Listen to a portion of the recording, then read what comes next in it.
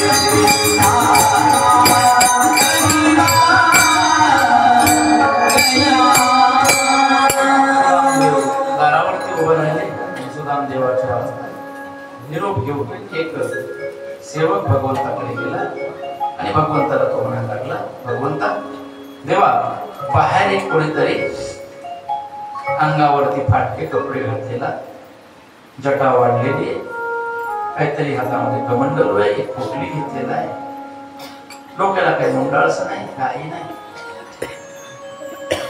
गळ्यामध्ये जाणू आहे, दिसायला तो ब्राह्मण आहे.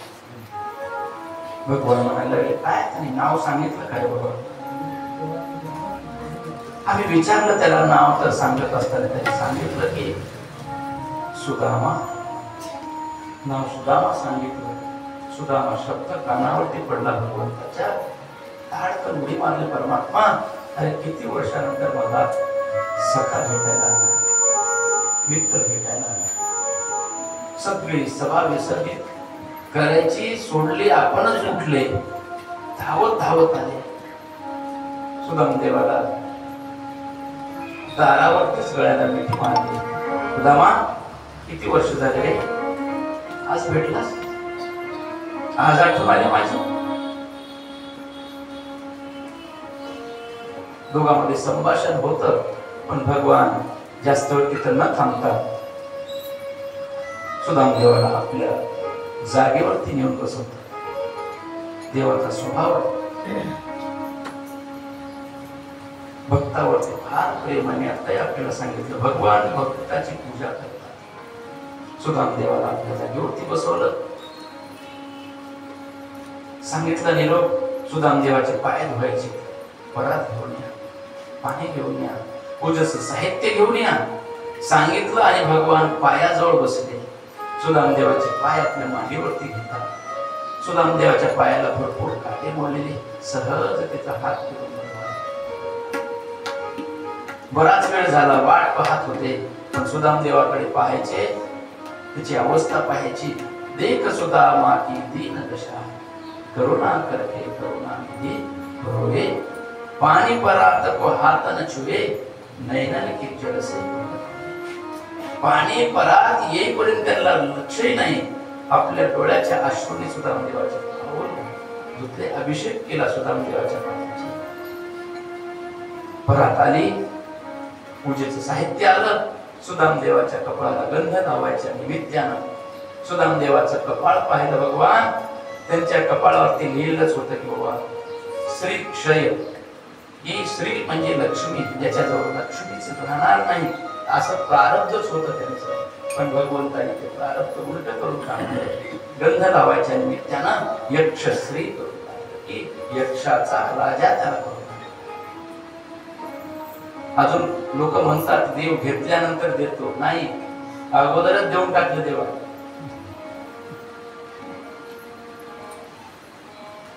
सभा विसर्जित केली, घरात गेले परमात्मा. पलंगावरती जेवण वगैरे झालं, संध्याकाळची विश्रांती. आणि विश्रांती वेळच्या वेळेला दोघांमध्ये गप्पा रंगल्या. आणि विचारलं, सुदामा, अरे लग्न वगैरे झालं का रे? सुदामा, कधी झालं नाही काही पत्रिका वगैरे झालं? म्हणले कोरोनामध्ये सोडून गेलं काय. कोणाला काही बोलवलं नाही, काही नाही, आपलं आपलं. बरं ठीक आहे ना. वहिनी कशी?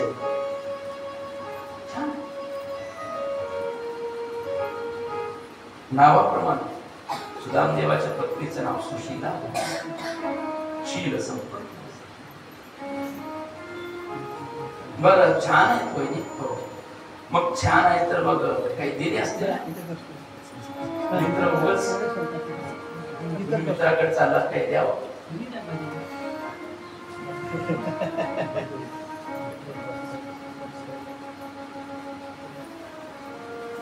त्याने सांगितलं, हो माझं ते गाठवड होत. एक आठवड्यामध्ये आठवडा आणलं, लाज वाटत होती. काय करणार, एक एक एक एक गाठ सोडून ते मुठभर त्याच्यात पोहे दिला एका कुंड्यामध्ये. बाकी ते भगवंतांनी एक मुठ घेतली, कोंडात टाकली. तेच रुक्मिणी माता धावत आल्या.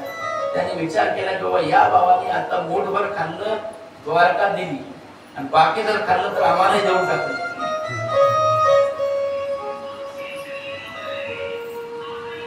धावतच आल्या, देवा देवा आम्हालाही प्रसन्न द्या. ते मागितल्याबरोबर सुदामदेव विचारतात, हे कोण आहे? त्यांनी सांगितलं, ही माझी धर्मपत्नी. नमस्कार केला सुदामदेवाला. सुदामदेवाने आशीर्वाद दिला. कोणाला? लक्ष्मीला. अष्टपुत्र सौभाग्यवती भव. लगेच दुसरी बाई आली. सत्यभामा, हे कोण आहे? ही पत्नीच. अरे राजा आहेस तू, दोन बायकाच. अष्टपुत्र सौभाग्यवती. मित्रविंद्या आली, कालिंदी आली, लक्ष्मण आली. एक एक एक एक एक एक मुख्य 8 राण्या आल्या. सगळ्यांना विचारायला लागले, हे कोण? आता विचारूच नको, हे आता जे रांग लागणार आहे वाळवंटापासून पर्यंत असता, हे सुरवराची नाही, बायकाची. हे सगळे बायकाच आहे.